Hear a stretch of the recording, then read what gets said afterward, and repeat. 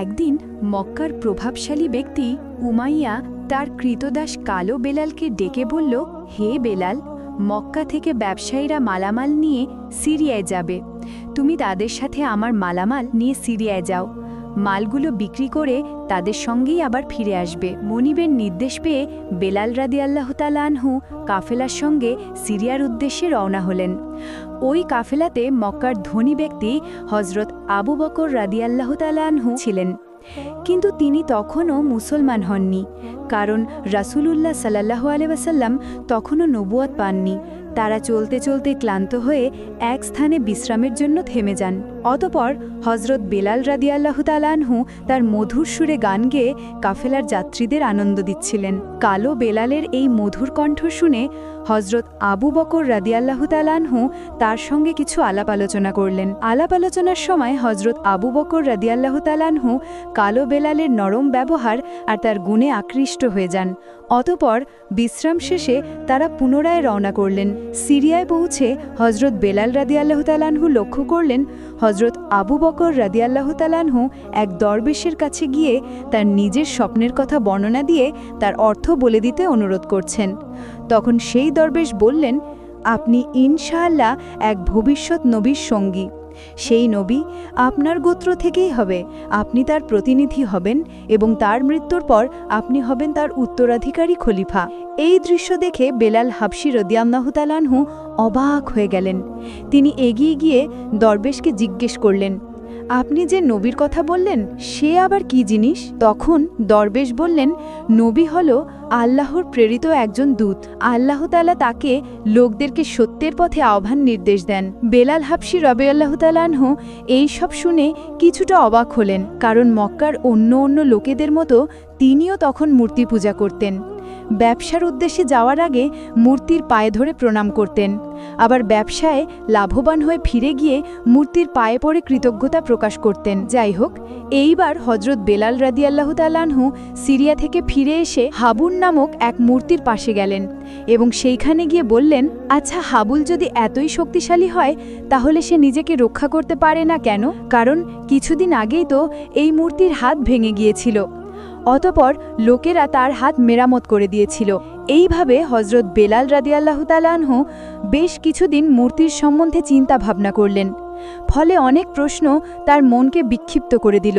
একদিন রাতে হজরত বেলাল রাদিয়াল্লাহু তাআলা আনহু ঘরের মাধুরীর উপরে শুয়ে ভাবতে লাগলেন। এমন সময় তিনি ফিস ফিস আওয়াজ শুনলেন, ও বেলাল, ও বেলাল! তিনি লক্ষ্য করে দেখলেন হজরত আবু বকর রাদিয়াল্লাহু তাআলা আনহু ফিস ফিস করে ডাকছেন। তাই তিনি দাঁড়িয়ে গেলেন।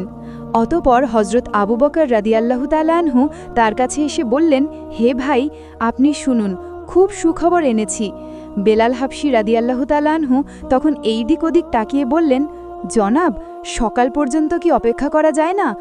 আবু বকর রাদিয়াল্লাহু তাআলা আনহু বললেন, না বেলাল, আমি আপনার মনিবের সামনে তা বলতে চাই না, এবং এই প্রাথমিক অবস্থায় তার কানে এইসব যাওয়া ঠিক হবে না। বেলাল রাদিয়াল্লাহু তাআলা আনহু বললেন, সেইটা কি জনাব? তখন আবু বকর রাদিয়াল্লাহু তাআলা আনহু বললেন, শেষ নবীর আবির্ভাব ঘটেছে। বেলাল রাদিয়াল্লাহু তাআলা আনহু বললেন, কে সেই নবী? আবু বকর রাদিয়াল্লাহু তাআলা আনহু বললেন, আব্দুল্লাহর পুত্র মুহাম্মদ সাল্লাল্লাহু আলাইহি ওয়াসাল্লাম। অতঃপর বেলাল রাদিয়াল্লাহু তাআলা আনহু বললেন, হযরত মুহাম্মদ সাল্লাল্লাহু আলাইহি ওয়াসাল্লাম আপনাদের কি বলেছেন? তখন হযরত আবু বকর রাদিয়াল্লাহু তাআলা আনহু বললেন, তিনি বলেছেন যে আল্লাহ তাআলার নিকট থেকে তিনি ওহী পেয়েছেন।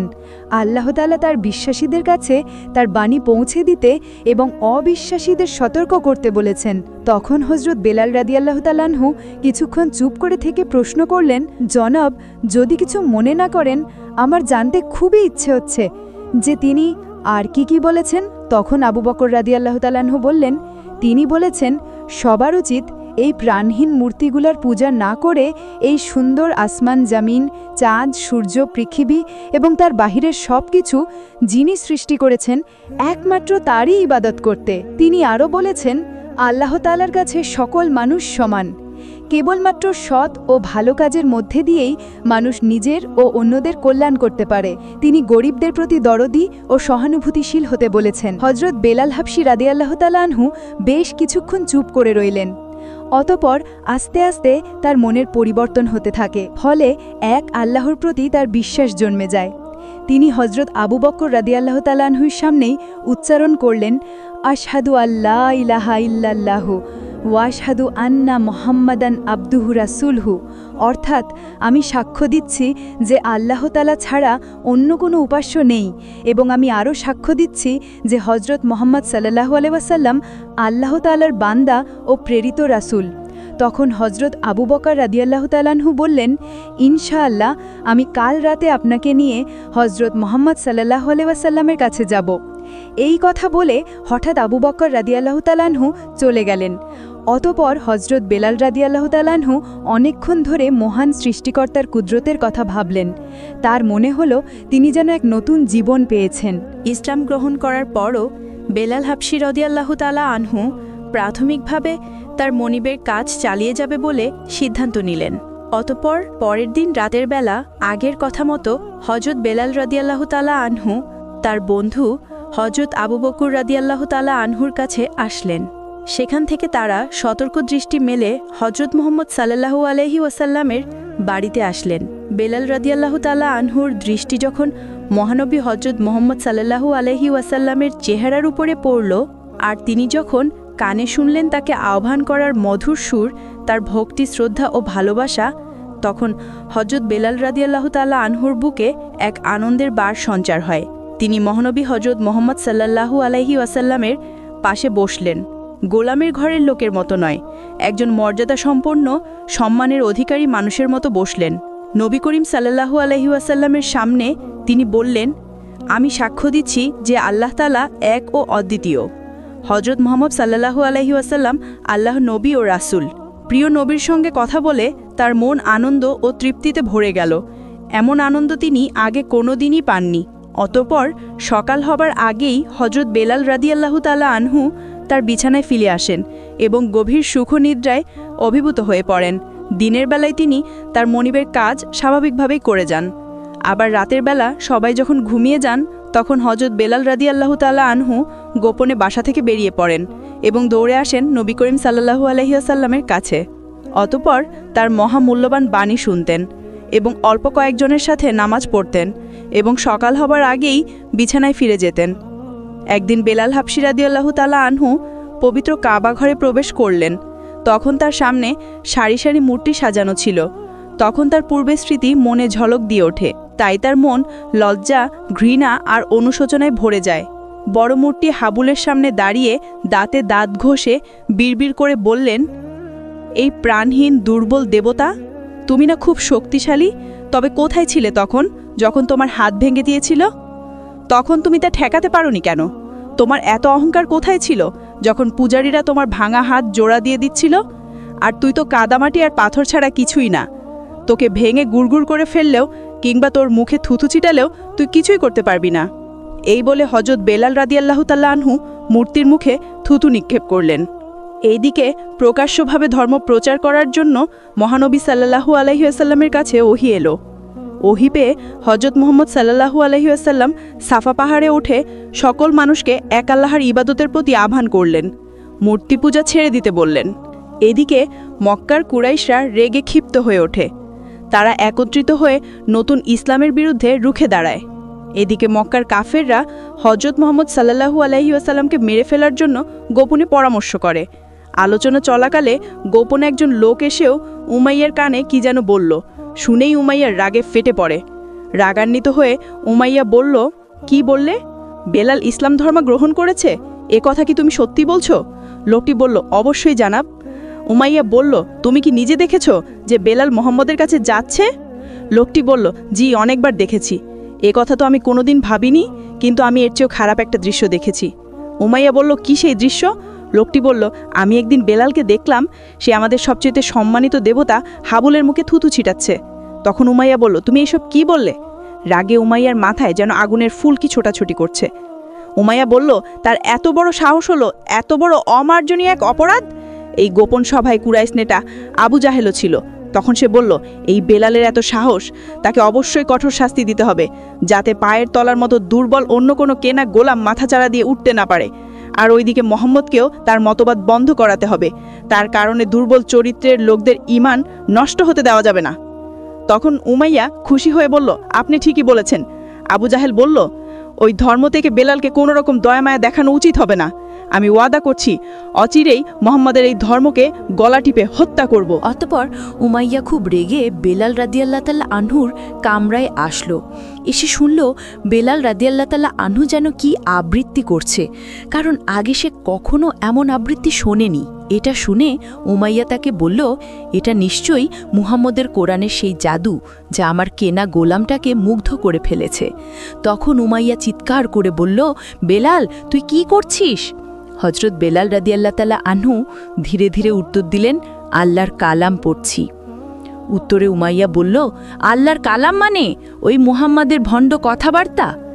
বেলাল হাবশী রাদিয়াল্লাহ তাআলা আনহু বললেন, জি না, আল্লাহ তাআলা পবিত্র কোরআন নাজিল করেছেন। তিনি তার বান্দাদেরকে যেসব জ্ঞান দিয়েছেন এটা সেই জ্ঞানের কথা। তখন উমাইয়া খেপে গিয়ে বলল, বাস যথেষ্ট হয়েছে, আর কথা বাড়িয়ে লাভ নেই। কিন্তু হযরত বেলাল রাদিয়াল্লাহ তাআলা আনহু তখনও বলে চলেছেন, আল্লাহ তাআলা সবকিছু সৃষ্টিকর্তা, তিনি সর্বশক্তিমান, তার কোনো অংশীদার নেই। তখন উমাইয়া বলল, ওরে অধ্যপতিত গোলাম, তোর সাহসের সীমা দেখছি অনেক বেশি ছাড়িয়ে গেছে।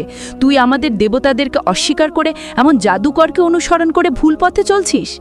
বেলাল রাদিয়াল্লাহ তাআলা আনহু বললেন, না মনিব, আমি ভুল পথে চলছি না, আল্লাহ তাআলা আমাকে সঠিক সরল পথেই পরিচালনা করছেন। এবার আর সহ্য করেনি উমাইয়া, ঠাস করে হযরত বেলাল রাদিয়াল্লাহ তাআলা আনহুর গায়ে একটা চড় মেরে মাটিতে ফেলে দেয়। গলা ফাটা চিৎকার করে বললেন, বেয়াদব, তুই আমার পায়ের তলার চাকর, তুই কেনা গোলাম, আল্লাহ নয়। আমি তোকে যেইভাবে চালাবো তুই সেই পথেই চলবি, আমি যা করতে বলবো তাই করবি। আমি যে দেবতাদের বিশ্বাস করি, যাদেরকে মানি, তোকেও তা বিশ্বাস করতে হবে, তা মানতে হবে। তখন হযরত বেলাল রাদিয়াল্লাহ তাআলা আনহু নম্র স্বরে জবাব দিলেন, নিশ্চয়ই আপনি আমার মনিব, আমাকে টাকা দিয়ে কিনেছেন, কিন্তু আপনি শুধু আমার দেহটাই টাকা দিয়ে কিনেছেন, মনটাকে নয়। মন শুধু আমার সম্পূর্ণ নিজের। সেই মন এখন আল্লাহ তাআলা ছাড়া আর কাউকেই বিশ্বাস করে না, আর করবেও না। তখন উমাইয়া বলল, হে বেয়াদব, তোকে দেখছি মুহাম্মদ একেবারে নষ্ট করে দিয়েছে। তখন বেলাল হাবশী রাদিয়াল্লাহ তাআলা আনহু বললেন, মুহাম্মদ সাল্লাল্লাহু আলাইহি ওয়াসাল্লাম আমাকে নষ্ট করেননি, বরং তিনি আমাদের ঠিকমতো চলার পথ দেখিয়েছেন। তখন উমাইয়া তার গোলামের সাহস দেখে স্তম্ভিত হয়ে যায়। তিনি রেগে গিয়ে অগ্নিশর্মা হয়ে বলল, ওরে কালো মেয়ের কুচকুচে কালো ছোপড়া, আমি আমার দেবতাদের নামে পশম কাটছি। তুই এই ধর্ম না ছাড়া পর্যন্ত তোকে আমি যত রকম কঠোর শাস্তি দেওয়ার তাই দেব। তোর এই আল্লাহ আল্লাহ করা আর ইসলাম ধর্ম মেনে চলা তোকে আমি বোঝাবো। তখন বেলাল রাদিয়াল্লাহ তাআলা আনহুর মুখ থেকে আপনা আপনি বের হয়ে যায়, আমার জান বের হয়ে গেলেও আমি ইসলাম ধর্ম ছাড়ব না, কারণ এই ইসলাম হলো মানুষের জন্য মুক্তির ধর্ম। অতঃপর উমাইয়া বেলাল রাদিয়াল্লাহ তাআলা আনহুর উপর নির্যাতন করার নির্দেশ দেয়।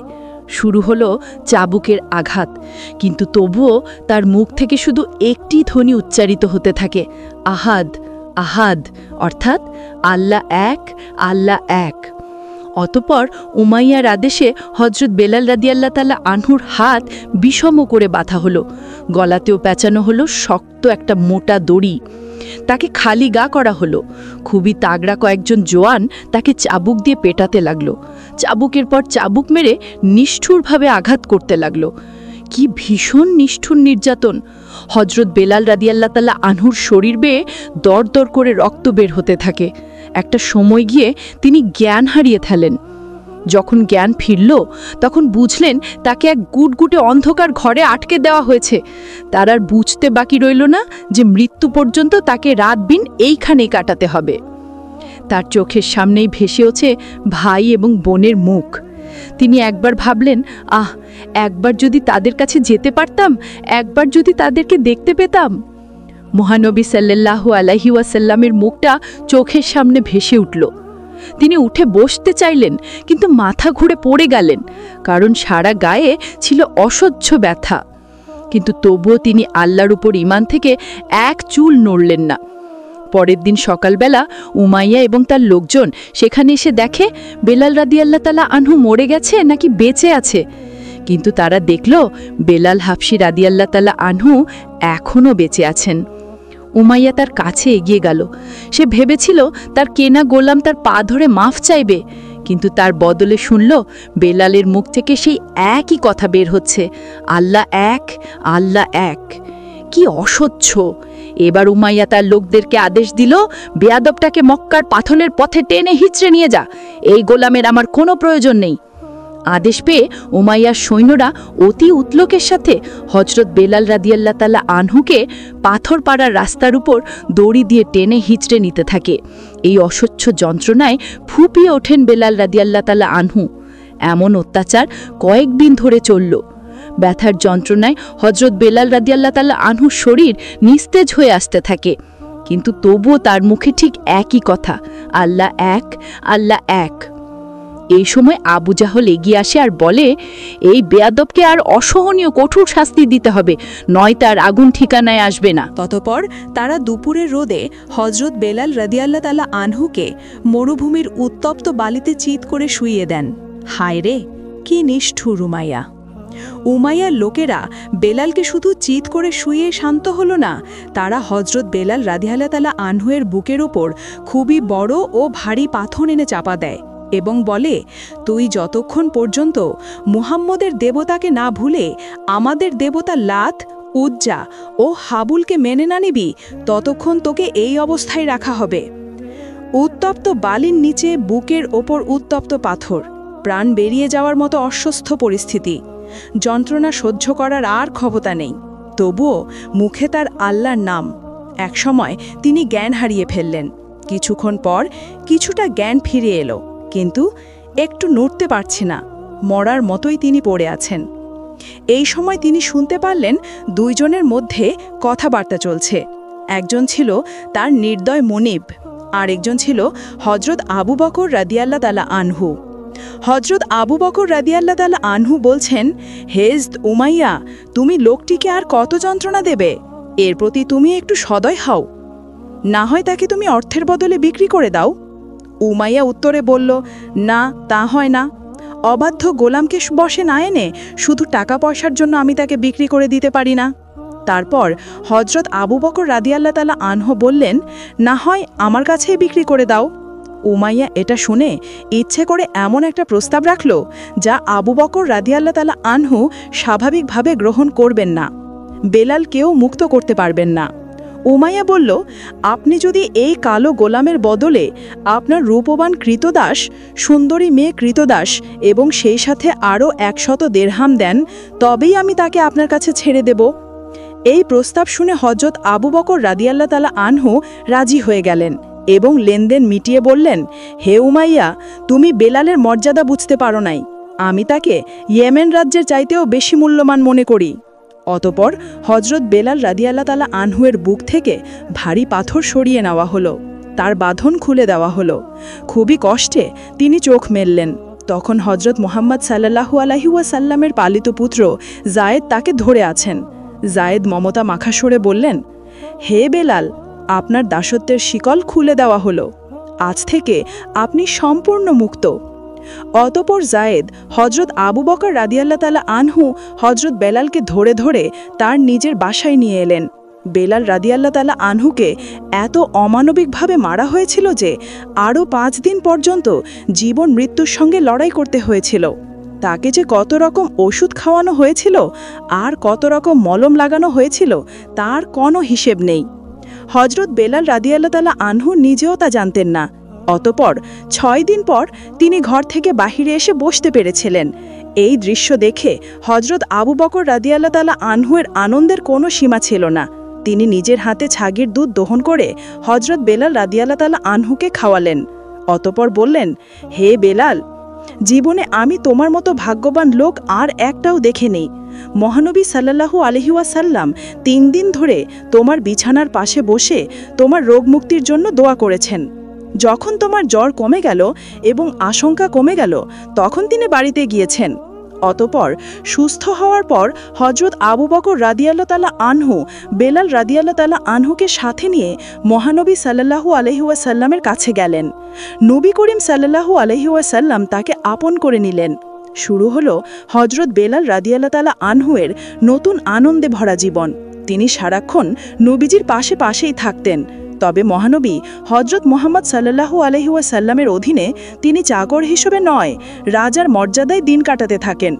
অতপর নামাজের জন্য যখন আজান দেওয়ার লোক খুঁজতে হলো, তখন নবী করিম সাল্লাল্লাহু আলাইহি ওয়াসাল্লাম বেলালকে বললেন, হে বেলাল, তুমি নামাজিদের জন্য মুসল্লিদের ডাকার দায়িত্ব নাও। নবী করিম সাল্লাল্লাহু আলাইহি ওয়াসাল্লাম বেলাল রাদিয়াল্লাহু তাআলা আনহুকে কিভাবে আজান দিতে হয় শিখিয়ে দিলেন। হজরত বেলাল রাদিয়াল্লাহু তাআলা আনহু 623 খ্রিস্টাব্দে কাপা কাপা কণ্ঠে প্রথম আজান দেন।